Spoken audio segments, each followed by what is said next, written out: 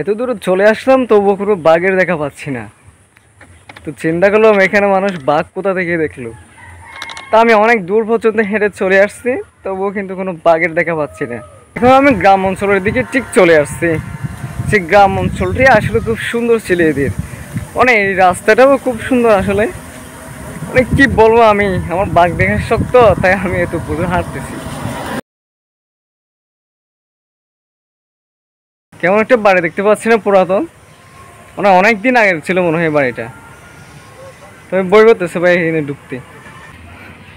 অনেক দূরে এসে দেখলাম একটা পুকুর, কিন্তু মনে হচ্ছে এখানে কেউ গোসল টোসল করে না। অনেক দূরে এসে দেখলাম একটা বাড়ি, কিন্তু হঠাৎ করে যখন সামনে যাই তখনই দেখতে পাই এটা একটা ব্র্যাক অফিস ছিল। তো আমি চিন্তা করছিলাম আমার খুব পানির তেষ্টা হয়েছিল, তো আমি গিয়ে এখানে একটু পানি খাবো, কিন্তু না, খুব ভয়ঙ্কর ছিল ভাই রাস্তাটা। আমি জঙ্গলের মাঝখানে যে এত বড় ভয়ঙ্কর একটা রাস্তা থাকবে আমি এটা আগে কখনো ভাবি নাই। কারণ আমি যে প্রথমবারের মতো জঙ্গলের রাস্তা দিয়ে হাঁটতেছি, এটা বুঝতে পারছেন এখন আমি যে কতটা ফেরাতে আছি। কারো তো শখ ছিল ভাই জঙ্গলের মধ্যে বাড়ি করার। আমি যে জঙ্গলের মধ্যে আসছি আমার ভয় লাগতেছে, কিন্তু বাড়ি করছে এখানে। একবার বুঝেন ভাই কিরকম মানুষের সাহস থাকে।